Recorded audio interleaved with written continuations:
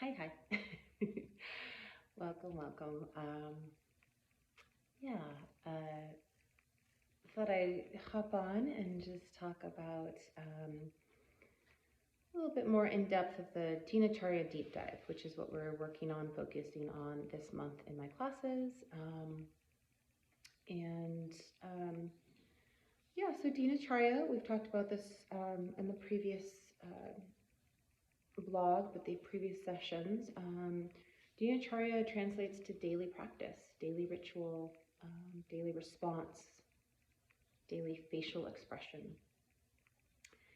And there are a couple quotes that I came by that I really liked. And so when I think about this practice that we have, these daily rituals that we have, one element that I teach with, that I work with for myself, but also with individuals that come and want to work with me, is cultivating a meditation practice.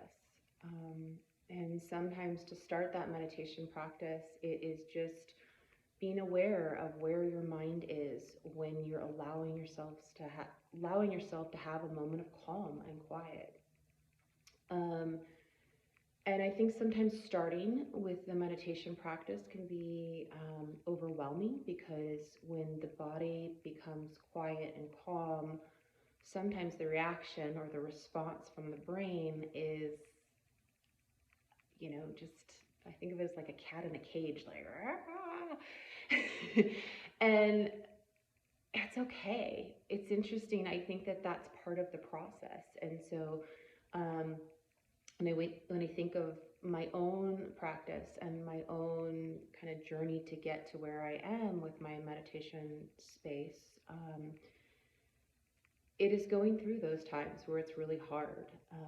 And in a lot of ways, I just kept doing it over and over and over again. And I was committed. I had a sense of discipline to it. At the time, I had a partner that he was as committed to it as I was. And so it was helpful. I had that support within my relationship and within my life.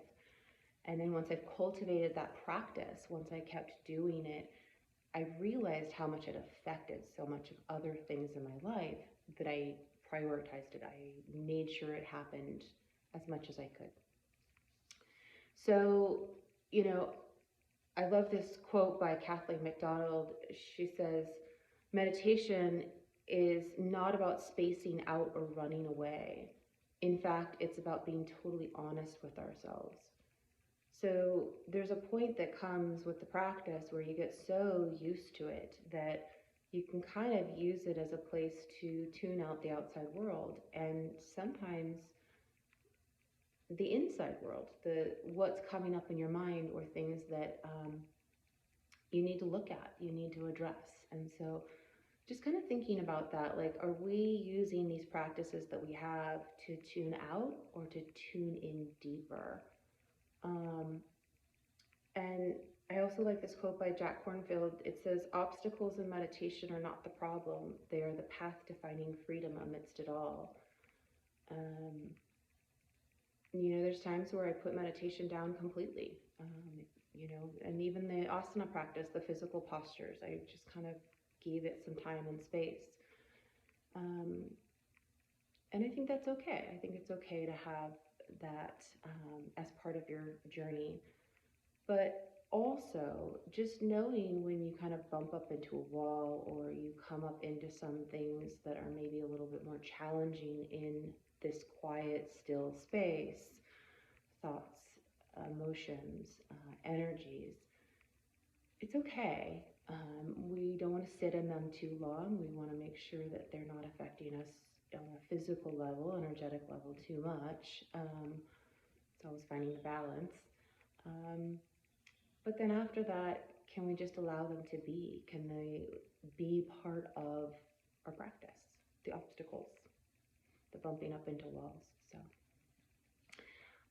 yeah, so that's the end of this month, Dinacharya. Next month, we'll be back with a new intention, new mantra to think about in my classes, and that'll actually be tapas, self-discipline. So that'll be a really good tie-in towards the Ayurvedic reset that we're going to start in October. So if you're interested, sign up for both the online intensive and the Ayurvedic reset, which is virtual, and commit.